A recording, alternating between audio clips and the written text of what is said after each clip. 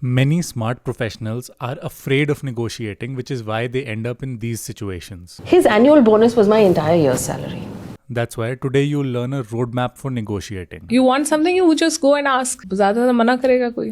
I've used this roadmap to earn more than 3 times the industry average at my last job. To start, you will need to build a swipe file. A swipe file is a document where you research market rates given industry averages and your years of experience. In addition to the websites where you can get salary data, you also need to ask people. It's a punch to the gut when you find out these numbers, and you have to find them out also with some jasusi. Here's why market rates and research are important. Take Zakir Khan. He used to earn 25,000 rupees a month. Based on that salary, he increased it slightly and asked for a total payment of 2 lakh rupees for 6 months for a project with AIB. I heard a lot of good things about him. Thanks. Yes, sir. So how much do you expect a 6 months project? 2 lakh rupees and a house. Now, when you're negotiating, sometimes your initial request may not be accepted, which is exactly what happened to Zakir. Bro, that is too much. We won't be able to pay you. 2 lakh rupees is too much.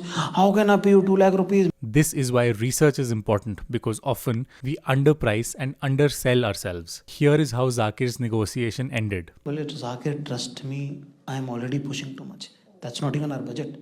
1.5 per month is the last what I can do. Zakir got incredibly lucky because AIB was negotiating in good faith. In your case, you will likely find that your initial offers are rejected. To decrease the chances of that happening, document in benefit-driven language. When you present your case for a raise, identify and quantify your contributions to the company, such as completed projects, revenue generated, cost or time saved, and talk about it in those terms.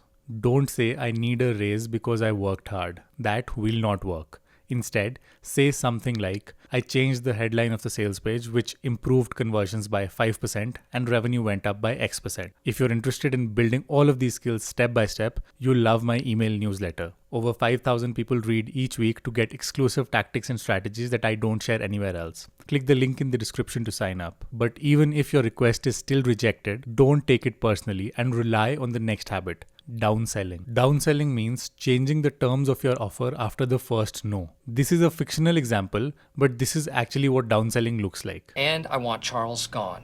I'm not firing Charles. He's very valuable. I need him gone. No. Okay, then I want Pam back. You already have a new receptionist. Sales. Now, don't purposefully make an inflated offer so that your new offer looks better by contrast. People will be able to tell, and you are best served to make offers you think are fair and backed by data. One specific way you can downsell is, instead of focusing on the main salary or price number, ask for non-monetary benefits. Zakir Khan asked for a house when he was negotiating with AIB. And a house, house is something which we can do. We have a 2 BHK flat. It's a service apartment. There's a servant also. So he'll take care of you so you can live. When you negotiate for non-monetary benefits, it's important that you present these as possibilities and not demands, and ask them to choose, because that shows you are collaborating with them as you negotiate and that you're negotiating in good faith. One question you can ask them in these situations is, how can we? For example, you can ask, how can we align my title with my new responsibilities? This question is powerful because it assumes yes. Now that you know realistically what you can ask for, this brings us to the next step. Seeing the second person. This is a philosophy that tries to seek out mutual benefit and is based on this mindset. What is good for everyone is also good for me. At a high level, this means you try to seek ways in which both you and the other party benefit. As an example, let's consider Amir Khan's business model for his movies.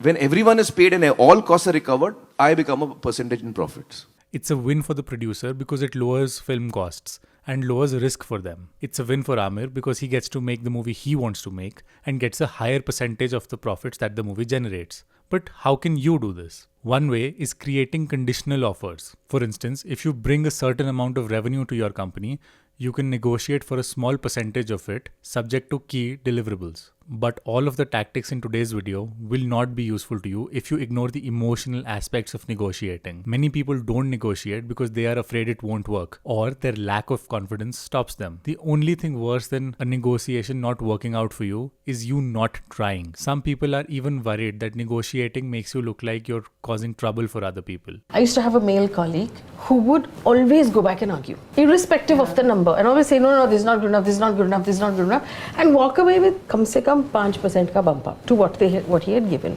Most women will not go back because you don't want to seem like a nuisance. Exactly. Yeah. But women don't negotiate salaries Anyway. These emotional problems are the real reason behind why so many people struggle to negotiate. All these tactics are completely useless if you don't have confidence in yourself. If you'd like to learn how to present yourself with confidence when you're negotiating, watch this video.